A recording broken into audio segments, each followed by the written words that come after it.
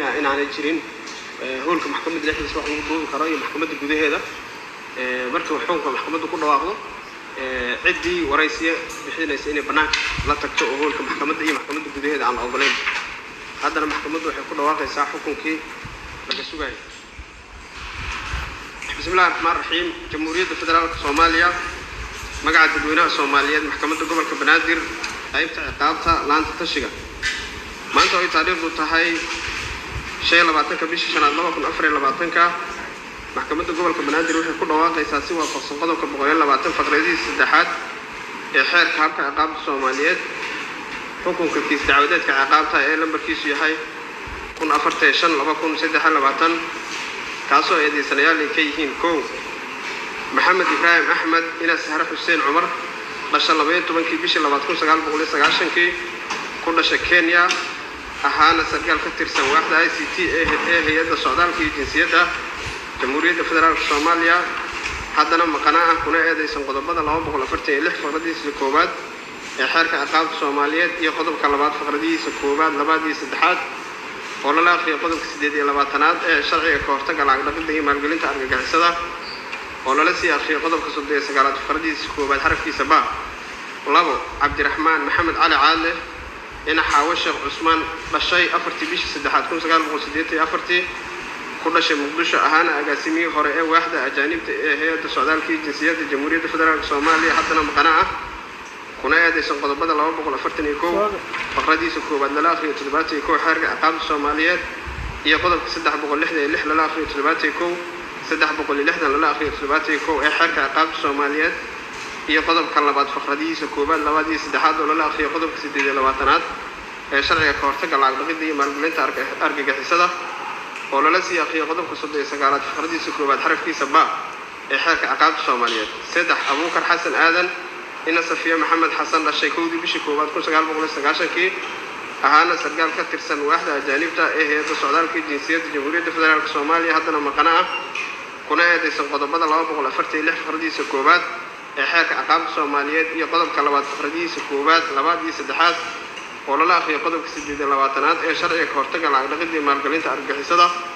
ولا لا سيا في قضب كسودي سجالات فقردي سكوبات حرف في سبا حركة عقاب الصوماليات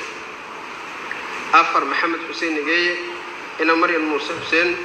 للشيء تضبيط تبكي بيشو تبنا كل سجال بقول سجاشي سدح دي كل شيء دقمة بون دايرة قبل كأوضل كل شيء دقمة بورة قبل كأوضل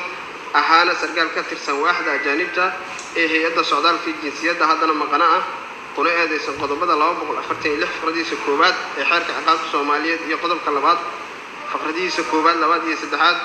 ولا لا في قضب كسيدي لواتنات شرعي كورتك على عقد ده مالجلين تعرف جالسة ولا لا سيا في قضب كسودي سجالات فقردي سكوبات حرف في سبا حركة عقاب الصومالية شن عبد الله داهر وليه هنا أبح عبد علي كل شيء دقمة بلدوين قبل كهيران كوي تبكي بيش كوي تبنا كل سجال هو سديتي أهانا فولية خزنجي لانتا بنجي قد حياة جرونك هذا العدد هذا أنا مقنع كنا هذا يسقط بدل الله بقول أفرتي كو فقردي سكوبات لا في قدم كوي تبعتنات حركة عقاب الصوماليات يقدم كلمات فقرديسة كوبان لوادي سدحات ولا لا في قدم سديد لباتنات شرعي كورتك على عقد مالجلين تعرف حسده ولا لا سيا في قدم كسودي سجالات فقرديسة كوبات حرف في سبا حركة عقاب الصوماليات تضبط عبد الله محمد أحمد إن سهر خليف حرسد الشيء سدح دي بيش لبيت منات كل سجال بقول سجاشكي عثمان حسن عصبله إن عيبله راجع عوالة الشيء كود بيش كوبات كل سجال بقول لحد شنتي كل شيء بلدوين أهانا أجاسم مكوحجين كهراء أجاسم مكوحجين كهراء أجاسم مكوحجين كهراء جود هذا السودان في الجنسية ده هذا أنا مقنعة كنا هذا سقطم كلام بقول أفرتني كو فقردي سكوبات لا في قدم كتلباتي كو حركة عقاب الصومالية هي قدم كلمات فقردي سكوبات لبادي سدحات ولا لا سيا في قدم كسيدي لباتنات شرعي كورتك على عقد ده مالجلين تعرف حسده ولا لا سيا في قدم كسودي سجالات فقردي سكوبات حرف في سبا حركة عقاب الصومالية تضرب عبد الله محمد أحمد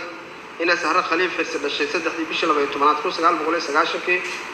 كل شيء حمر أهانا أجاسمي واحدة ICT حفيز كانت الأولى جودة قرنك هذا أنا مقنعة كنا هذا يسقط قدمك لا بقول أفرتي لح فردي سكوبات حركة عقاب الصوماليات iyo qodobka 282 faqradiisa koowaad iyo saddexaad ee xeerka ciqaabta Soomaaliyeed iyo qodobka labaad faqradiisa koowaad labaad iyo saddexaad oo lala akhriyo qodobka 28aad ee sharciga ka hortagga lacag dhaqidda iyo maalgelinta argagixisada oo lala sii akhriyo qodobka 39aad faqradiisa koowaad xarafkiisa ba ee xeerka ciqaabta Soomaaliyeed 8 Cabdikaafi Xasan Maxamed ina Raabiya Axmed Xasan dhashay 22 bishii 12 1988 ku dhashay Gaalkacyo ahaana agaasimihii maamulka iyo maaliyadda ee hay'adda socdaalka iyo jinsiyadda Jamhuuriyadda Federaalka Soomaaliya haddana maqana ah kuna eedeysan qodobka 241 faqradiisa koowaad la akhriyo qodobka 71aad ee xeerka ciqaabta Soomaaliyeed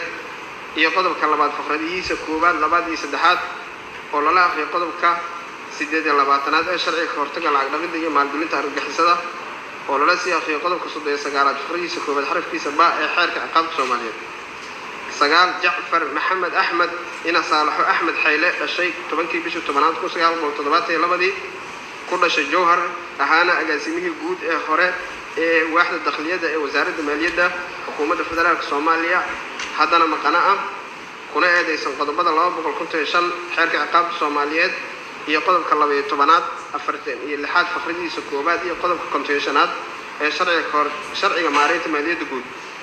10 Cabduqaadir Cilmi Cali Cabdul ina Xabiib Cali Xasan dhashay 12 bishii 12aad 1988 ku dhashay Kenya ahaana agaasimihii guud ee hore ee hay'adda socdaalka iyo jinsiyadda haddana maqana ah kuna eedeysan qodobada 241 faqradiisa koowaad lala akhriyo qodobka 71aad iyo qodobka 255 xeerka ciqaabta Soomaaliyeed iyo qodobka 12aad iyo 46aad faqradiisa koowaad iyo qodobka 55aad ee sharciga maareynta maaliyadda guud iyo qodobka labaad faqradiisa koowaad labaad iyo saddexaad oo lala akhriyo qodobka 28aad ee sharciga maareynta maaliyadda guud ee sharciga ka hortagga lacag dhaqidda iyo maalgelinta argagixisada oo lala sii akhriyo qodobka 39aad faqradiisa koowaad xarafkiisa ba ee xeerka ciqaabta Soomaaliyeed 11 Maxamed Aadan Jimcaale Koofi ina Madiina Maxamed Nuur dhashay 12 bishii 10 1985 ku dhashay Beledweyne ahaana agaasimihii guud ee hore ee hay'adda socdaalka iyo jinsiyadda haddana maqana ah kuna eedeysan qodobada 241 faqradiisa koowaad lala akhriyo qodobka 71aad iyo qodobka 255 iyo qodobka 248 ee xeerka ciqaabta Soomaaliyeed iyo qodobka 12aad iyo 46aad faqradiisa koowaad iyo qodobka 55aad ee sharciga maareynta maaliyadda guud iyo qodobka labaad faqradiisa koowaad labaad iyo saddexaad oo lala akhriyo qodobka 28aad ee sharciga ka hortagga lacag dhaqidda iyo maalgelinta argagixisada oo lala sii akhriyo qodobka 39aad faqradiisa koowaad xarafkiisa ba ee xeerka ciqaabta Soomaaliyeed 12 Muxudiin Xasan Jurusaabey ina Aamina Axmed Baseeye dhashay 20 bishii 4 1968 ku dhashay degmada Aadan Yabaal ee gobolka Shabeellada Dhexe ahaana agaasimihii hore ee waaxda canshuuraha bariga ee wasaaradda maaliyadda xukuumadda federaalka Soomaaliya haddana maqana ah kuna eedeysan qodobada 241 faqradiisa koowaad lala akhriyo qodobka 71aad ee xeerka ciqaabta Soomaaliyeed iyo qodobka labaad faqradiisa koowaad labaad iyo saddexaad oo lala akhriyo qodobka 28aad ee sharciga ka hortagga lacag dhaqidda iyo maalgelinta argagixisada oo lala akhriyo qodobka 39aad faqradiisa koowaad xarafkiisa ba ee xeerka ciqaabta Soomaaliyeed xukunka maxkamadda gobolka Banaadir iyadoo ka duuleysa qodobka 122 iyo qodobka 123 xeerka habka ciqaabta Soomaaliyeed waxay koow eedeysane Maxamed Ibraahim Axmed oo maqana ah ku heshay faldambiyeedka ku xusan qodobka 246 faqradiisa koowaad ee xeerka ciqaabta Soomaaliyeed waxayna uga xukuntay 3 sano oo xariga sidoo kale waxay ku heshay faldambiyeedka ku xusan qodobka labaad faqradiisa koowaad labaad iyo saddexaad oo lala akhriyo qodobka 28aad ee sharciga ka hortagga lacag dhaqidda iyo maalgelinta argagixisada waxayna uga xukuntay 1 sano oo xariga waxayna ku xukuntay xarig wadartiisu dhan tahay 4 sano 2 waxay eedeysane Cabdiraxmaan Maxamed Cali Caadle oo maqana ah ku heshay faldambiyeedka ku xusan qodobka 241 faqradiisa koowaad lala akhriyo 71 xeerka ciqaabta Soomaaliyeed waxayna uga xukuntay 4 sano oo xarig ah iyo inuuna qaban karin xafiis dawladeed si joogto ah waxayna ku weysay dhammaan faldambiyeedyada kale ee ku xusan qodobada 366 lala akhriyo 71 360 lala akhriyo 71 xeerka ciqaabta Soomaaliyeed iyo qodobka labaad faqradiisa koowaad labaad iyo saddexaad oo lala akhriyo qodobka 28aad ee sharciga ka hortagga lacag dhaqidda iyo maalgelinta argagixisada oo lala sii akhriyo qodobka 39aad faqradiisa koowaad xarafkiisa ba ee xeerka ciqaabta Soomaaliyeed 3 waxay eedeysane Abuukar Xasan Aadan oo maqana ah ku hesho faldambiyeedka ku xusan qodobka 246 faqradiisa koowaad xeerka ciqaabta Soomaaliyeed waxayna uga xukuntay 3 sano oo xariga. 9 waxay eedeysane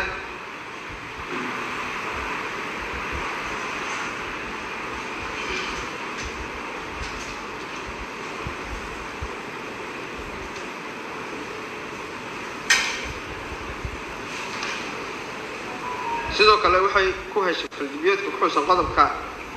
labaad faqradiisa koowaad iyo labaad ee xeerka qodobkiisa koowaad labaad iyo saddexaad oo la akhriyo qodobka 8 ee sharciga kahortagga lacag dhaqidda iyo maalgelinta argagixisada ee Jamhuuriyadda Federaalka Soomaaliya waxayna u xukuntay 1 sano oo xariga. waxayna ku xukuntay xukun wadartiisu dhan tahay 4 sano oo xariga. 4 waxay eedeysane Maxamed Xuseen Nageeye oo maqane ah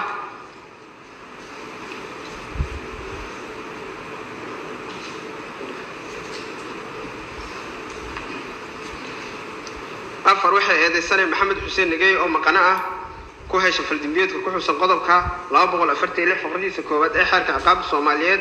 waxayna uga xukuntay 2 sano oo xariga. waxayna ku weysay dhammaan faldambiyada kale ee ku xusan qodobka labaad faqradiisa koowaad labaad iyo saddexaad oo la akhriyo qodobka 8 ee sharciga kahortagga lacag dhaqidda iyo maalgelinta argagixisada oo la sii akhriyo qodobka 39 faqradiisa koowaad xarafkiisa ba ee xeerka ciqaabta Soomaaliyeed. 5 waxay eedeysane Cabdullaahi Daahir Wehliye oo maqane ah ku hesha faldambiyeedka ku xusan qodobka 241 faqradiisa koowaad la akhriyo qodobka 71 ee xeerka ciqaabta Soomaaliyeed waxayna uga xukuntay 3 sano oo xarig ah iyo inuuna qaban karin xafiis dawladeed si joogto ah. waxayna ku weyda dhammaan faldambiyada kale ee ku xusan qodobada labaad faqradiisa koowaad labaad iyo saddexaad oo la akhriyo qodobka 28 ee sharciga kahortagga lacag dhaqidda iyo maalgelinta argagixisada oo la sii akhriyo qodobka 39 faqradiisa koowaad xarafkiisa ba. 6 waxay eedeysane Cusmaan Xasan Cosoble oo maqana ah ku weyda dhammaan faldambiyada ku xusan qodobada 241 faqradiisa koowaad la akhriyo 71 iyo qodobka labaad faqradiisa koowaad labaad iyo saddexaad oo la akhriyo qodobka 28 ee sharciga kahortagga lacag dhaqidda iyo maalgelinta argagixisada oo la sii akhriyo qodobka 39 faqradiisa koowaad xarafkiisa ba waxayna ka bari yeeshay eedahaas. 7 waxay eedeysane Cabdalle Maxamed Axmed oo maqana ah ku weyda dhammaan faldambiyada ku xusan qodobka 246 faqradiisa koowaad ee xeerka ciqaabta Soomaaliyeed iyo qodobka 282 faqradiisa koowaad iyo saddexaad ee xeerka ciqaabta Soomaaliyeed iyo qodobka labaad faqradiisa koowaad labaad iyo saddexaad oo la akhriyo qodobka 28 ee sharciga kahortagga lacag dhaqidda maalgelinta argagixisada ee Jamhuuriyadda Federaalka Soomaaliya oo la sii akhriyo qodobka 39 faqradiisa koowaad xarafkiisa ba ee xeerka ciqaabta Soomaaliyeed waxayna ka bari yeeshay eedahaas. 8 waxay eedeysane Cabdikaafi Xasan Maxamed oo maqana ah ku weyda dhammaan faldambiyada ku xusan qodobada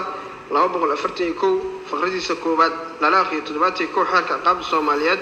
iyo qodobka labaad faqradiisa koowaad labaad iyo saddexaad oo la akhriyo qodobka 28 ee sharciga kahortagga lacag dhaqidda iyo maalgelinta argagixisada oo la sii akhriyo qodobka 39 faqradiisa koowaad xarafkiisa ba waxayna ka bari yeeshay eedaha lagu soo eedeeyay. 9 waxay eedeysane Jacfar Maxamed Axmed oo maqana ah ku weyda dhammaan faldambiyada ku xusan qodobada 255 xeerka ciqaabta Soomaaliyeed iyo qodobka 12 46 faqradiisa koowaad iyo qodobka 15 ee sharciga maareynta maaliyadda guud waxayna ka bari yeeshay eedahaas. 10 waxay eedeysane Cabduqaadir Cilmi Cali Cabdul oo maqana ah ku weyda dhammaan faldambiyada ku xusan qodobka 241 faqradiisa koowaad la akhriyo 71 xeerka ciqaabta Soomaaliyeed iyo qodobka 255 ee xeerka ciqaabta Soomaaliyeed iyo qodobka 12 iyo qodobka 46 faqradiisa koowaad iyo qodobka 15 ee sharciga maareynta maaliyadda guud iyo qodobka labaad faqradiisa koowaad labaad iyo saddexaad oo la akhriyo qodobka 28 ee sharciga kahortagga lacag dhaqidda iyo maalgelinta argagixisada oo la sii akhriyo qodobka 39 faqradiisa koowaad xarafkiisa ba waxayna ka bari yeeshay eedahaas lagu soo eedeeyay.